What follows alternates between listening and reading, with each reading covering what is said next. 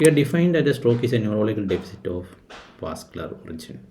So in order to know the blood vessel, we should know something about the cerebral blood circulation. Today I'll be discussing with you few points related to the or salient points that you should remember regarding cerebral circulation.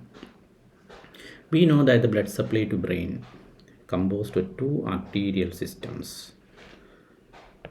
They are the anterior circulation consisting of the carotid system and the posterior system, the vertebral-basilar system. So they supply. Only 1/5 of the cerebral circulation is by the posterior circulation. The symptomatology of anterior circulation and posterior circulation differs. Usually the anterior circulation stroke presents with hemiparesis, hemisensory dulling.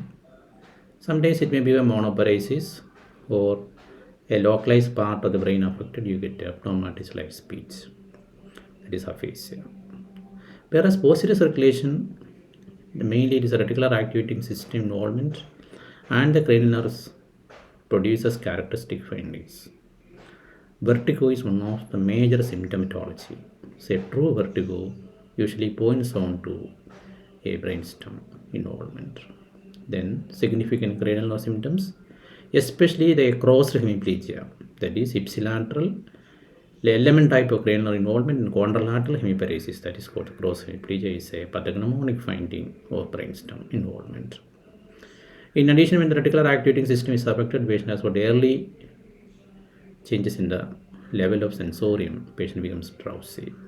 A unilateral cerebral lesion will not produce drowsiness unless it is due to a bleeding into the cortex occurring, producing secondary compression of the brainstem, or secondary to the brain edema that is occurring following an infarct. So infarct, the brain edema occurs 48 to 72 hours later. So at the time of presentation, the anterior circulation stroke, the level of sensorium is normal unless it is a hemorrhagic stroke or patient has developed a seizure along with it, that is producing a postictal. Now we go into little more detail about the blood supply. So this is the internal carotid artery which divides into the middle cerebral artery and the anterior cerebral artery, and this constitutes the anterior circulation. Here is the vertebral artery joining together to form the basilar artery which divides into the posterior cerebral arteries, and they are connected by the communicating arteries. That is the posterior communicating artery connects with the internal carotid artery on here, and the anterior cerebral arteries are connected by the anterior communicating artery. So here comes the, and this forms the circle of Willis, about which we will discuss later. So the point is, these systems are usually behaving independently even though there is a communication between these two. So here again showing the vertebral-basilar system little more clearly. This is the vertebral artery which is arising from the subclavian artery, joining together to form the basilar artery which divides into the posterior. So all of you try to take a pair. Draw this picture. This is the vertebral artery joining together basilar artery which divides into the posterior cerebral artery. And here comes the internal carotid artery which divides into the anterior cerebral artery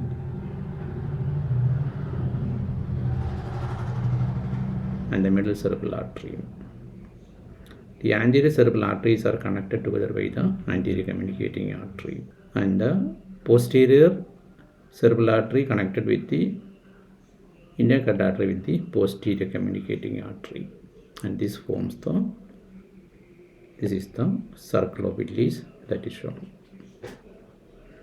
So this is the basic anatomy you should remember regarding the cerebral circulation. Now we come on to the vertebral artery. The vertebral artery has got 4 segments mentioned as B1, B2, B3 and B4. B1 is from the origin of the vessel to the 6th cervical transverse process foramina. So this is the subclavian artery from which the arterial artery arises. It enters the foramina of the transverse process of the C6. So this segment is the B1. B2 is in the intervertebral foramina up to C2. So that is the C6 to C2 is the B2. And V3 is from this C2 to base of the skull. And the rest is the B4 segment. These are the 4 segments of the vertebral artery. A rough estimate of the distribution of cerebral arteries are shown here. On the surface of the brain, you can see the middle cerebral artery supplies major part of the lateral aspect of the brain, including part of the temporal lobe. The lateral aspect of a small strip is supplied by the anterior cerebral artery. This is the area of distribution of the posterior cerebral artery, predominantly supplying part of the temporal lobe and the occipital lobe, the visual areas. In the inner aspect, we can see this medial part is supplied by the anterior cerebral artery. And here is the supply of the posterior cerebral artery.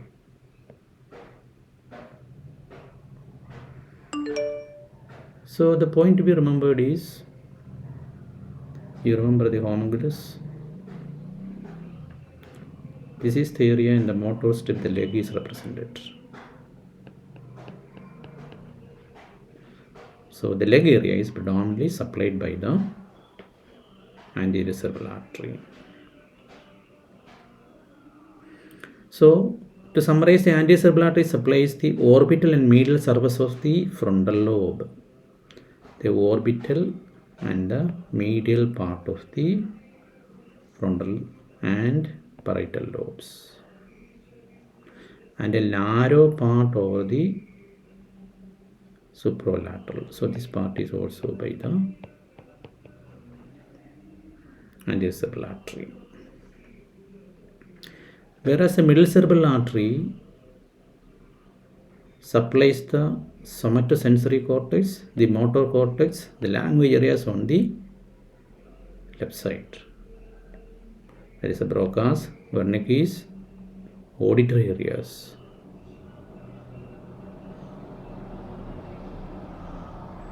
And the Heschel's gyrus, the temporal lobe, which is concerned with the auditory association.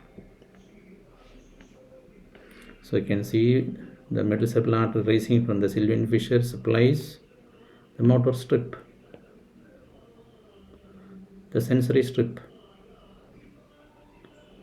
the major language areas, that is the superior, the temporal gyrus and part of the angular gyrus, the parietal lobe. So this point should be kept in mind when you learn about the areas involved in stroke of the middle cerebral artery. Regarding posterior cerebral artery, it supplies the anterior and inferior parts of the temporal lobe. So small anterior and inferior parts of the temporal lobe and inferior temporal gyri, and the inferior and medial aspect of the occipital lobe, that is the visual cortex, is supplied by the posterior cerebral artery. So this picture shows the coronal section. You can see this is the area, the medial aspect. This is supplied by anterior cerebral artery, the major part of the cerebral cortex. supplied by the superior and inferior divisions of the MCA. The basal ganglia part is supplied by the penetrating branches or the stride branches of the middle cerebral artery. Posterior cerebral artery supplies the visual cortex.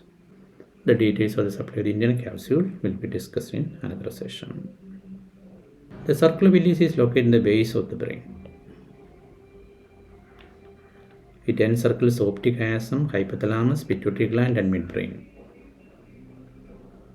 So this is the Circle of Willis. Here comes the pituitary gland. So we can now see the whole part of the circulation. This is the brachiocephalic on the right side. Forms the right common carotid artery. Divides in the internal carotid artery. We have mentioned about the different segments. And it divides into the anterior cerebral artery and the middle cerebral artery. This is the middle cerebral artery, this is the anterior cerebral artery. Same way on the left side, the left common carotid artery divides into the middle cerebral artery and the anterior cerebral artery. They are connected together by the anterior communicating artery. And here from the vertebral artery, you can see the vertebral artery is rising from the subclavian. It joins with the other vertebral artery from the basilar artery, which divides into the posterior cerebral artery. The posterior cerebral artery communicates with the internal carotid artery with the posterior communicating artery. So this is how the Circle of Willis. So Circle of Willis is formed by two anterior cerebral arteries, two internal carotid arteries, two posterior cerebral arteries, two posterior communicating arteries, and one anterior communicating artery. There are perforating branches arising from the middle cerebral artery and the anterior cerebral artery, and they are passing through the anterior perforating substance and the posterior perforating substance. From the middle cerebral artery, these are the lateral stride branches situated laterally, and there is anterior and andromedial stride branches from the middle cerebral and the anterior cerebral artery. So here you can see that this is the internal carotid artery dividing into the anterior cerebral artery and the middle cerebral artery. So you can see these are the lateral stride branches. They are going to the capsuloganglionic area. And these are arteries which are important because from there, in hypertensive patients, the aneurysm occurs, which is called a Charcot-Burchard aneurysm, which ruptures. That is an artery of hypertensive bleed. In the middle cerebral, the anterior cerebral artery also, there are perforating branches going. One of them is the artery, the Humenes artery, about which we will be discussing later. So basically, remember this picture. So you can see the basal ganglia is supplied by the stride branches, the lateral stride branches arising from the predominantly from the middle cerebral artery. And remember the artery of hypertensive bleed, that the Charcot-Burchard aneurysms. Let us look at the effect of occlusion of cerebral arteries. When the anterior circulation is blocked, it is predominantly a lateral strip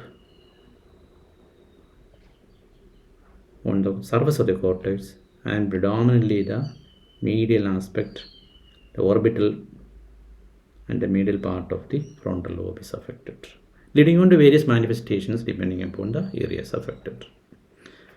Whereas in the middle cerebral artery, you can see it involves the lateral part. And you remember the homunculus, the face is represented laterally and the leg is medially. And so involvement of the middle cerebral artery leads on to predominant involvement of the face and upper limbs, whereas anterior cerebral artery leads on to manifestations in the leg. So we will go into the stroke involving the anterocerebral artery, the motor and sensory disturbance in the contralateral leg. So predominantly legs are affected. When the legs are predominantly affected, think about anterocerebral artery stroke. And the patient can have difficulty in performing prefrontal low functions like thinking, judgment, initiation, and other things. So it is time to read about the frontal lobe functions. Whereas in the MCA involvement, there is a contralateral weakness of the face, arm, and hand. Hands are more affected compared to legs. So when somebody has got a weakness of the upper limbs and face, think about a mid-cerebral artery stroke. Language dysfunction. It's very important. I already said that the mid-cerebral artery supplies the areas concerned with the speech. Now we look into what are the manifestations of the posterior circulation stroke. In comparison with anterior circulation stroke, posterior circulation stroke leads on to visual disturbances. You can get contralateral homonymous hemianopia. If it's bilateral lesion, you get a cortical blindness. In cortical blindness, patient is blind but he is not aware of it. He will deny the blindness. Sometimes called an ANTERIOR syndrome. When the temporal lobe is affected, you can have impairment in memory also. So here you can see this is the area, the posterior cerebral artery area supplying. So it supplies the temporal lobe part of the inferior part of the temporal lobe, inferior and occipital lobe. So the symptoms are related to visual symptoms, especially homonymous hemianopia. Bilateral involvement, as mentioned, it produces what is called the ANTERIOR syndrome. Because the involvement of the temporal lobe, we can get memory impairment.